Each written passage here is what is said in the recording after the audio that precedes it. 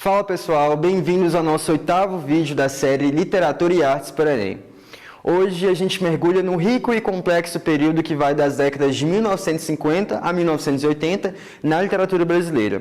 Um tempo de experimentação estética, de revoluções formais, mas também de resistência política e cultural.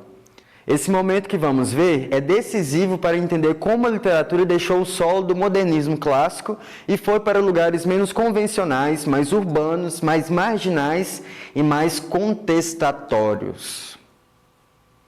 Para começar, olha o contexto sócio-histórico. Nos anos 1950, o Brasil vivia um crescimento urbano acelerado, a industrialização ganhava corpo, mas ao mesmo tempo havia tensões profundas, desigualdade social, concentração de renda, tensão política, os anos da ditadura que se aproximavam. Na década de 1960, o início dos anos 70, mais especificamente, com o regime civil-militar estabelecido, veio a censura, a repressão, mas também uma efervescência cultural de contraste. Poesia que queria romper, que queria falar do urbano, da cidade, do cotidiano, da violência do Estado, da exclusão. É nesse ambiente que surgem movimentos literários que parecem antíteses da literatura oficial. A poesia se torna objeto visual, se torna resistência, a linguagem se fragmenta, a voz se descentraliza. Então, primeiro, vamos falar da poesia concreta, do concretismo. Esse movimento se desenvolve a partir da década de 50, especialmente em São Paulo, com autores como Augusto de Campos, Haroldo de Campos e Décio Pignatari. O que eles propõem? Que o poema seja não apenas um conjunto de versos para serem lidos, mas um objeto visual, gráfico, vérbico-visual, palavra, som, imagem, página trabalhando juntos. As características principais são a abolição de versos tradicionais, fragmentação, uso do espaço gráfico, neologismos, tipografia, uma sintaxe que brinca com a linguagem, que experimenta. Esse experimento estético não era fácil para todos. Exigia um leitor novo, um leitor que fosse mais ativo. Mas para o Enem, isso importa. Quando você vê um poema que exagera a forma, que se desprende do verso tradicional, que mexe com a visualidade da palavra, você deve pensar em poesia concreta. Agora vamos para a poesia marginal. Nos anos 70, no Brasil sob ditadura, aparece uma produção literária que está às margens do circuito editorial tradicional. Poetas que publicam em mimeográfico, zines, feiras, festas que ocupam a rua. Essa geração é chamada de geração mimeógrafa.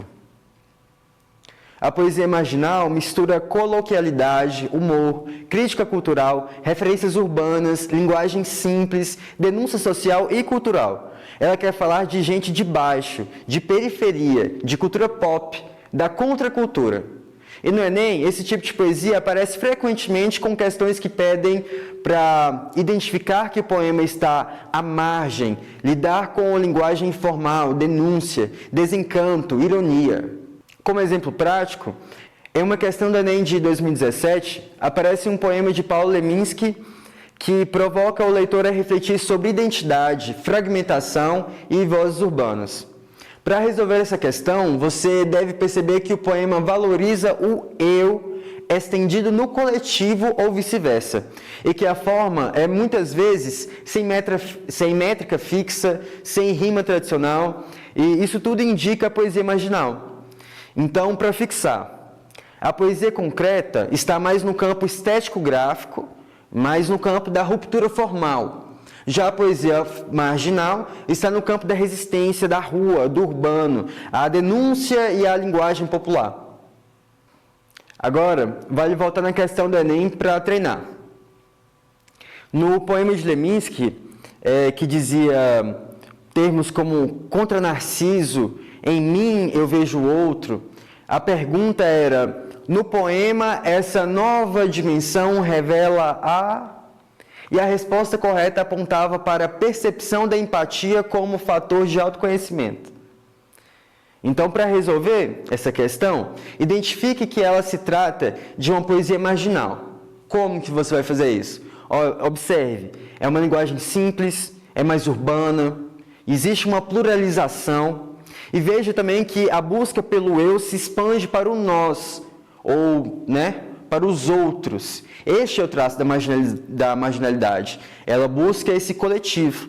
Assim, marque a alternativa que expressa isso. Para encerrar, recapitulemos.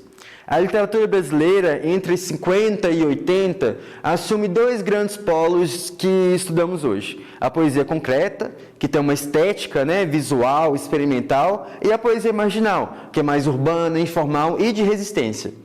Para o Enem, memorize. Se o poema tiver visualidade extrema, concretismo. E se tiver linguagem de rua, humor, crítica, é marginal. Se for narrativa com denúncia, engajada. Dicas finais. Sempre prefira forma mais intenção. E se pergunte, quais procedimentos o autor usa?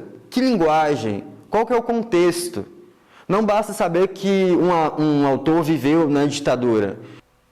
O que importa é como ele usou a linguagem para reagir.